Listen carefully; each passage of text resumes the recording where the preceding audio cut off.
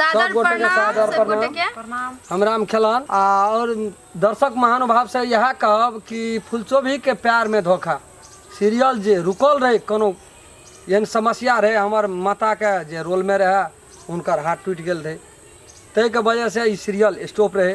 उ फिर से हम सब चालू केलू है। यदि अपने सबके निक लगते आ यदि यह चाहिए तो अपने सब कमेंट में जरूर जानकारी करब, ताकि हम सब और बढ़िया ढंग से बनेबे और अपने सब का हर वक्त चाहबे पर डे एकटा के वीडियो अपने सब ला पहुँचा सकबे। प्रयास मत चाहिए जब पर डे अपने सबके एकटा के वीडियो हम देखें। फुलचोभी के प्यार में धोखा सीरियल अपने सबके केहन लगे छे कमेंट में कहब।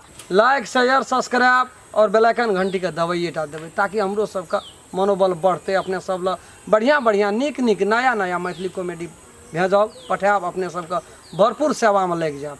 अगर अहूँ सब चाहे छी नया नया मैथिली वीडियो सब देखे के लेल तो मैथिली साँझ यूट्यूब चैनल के जरूर सब्सक्राइब करी और साथ में रहल बेल आइकन के जरूर दबावी।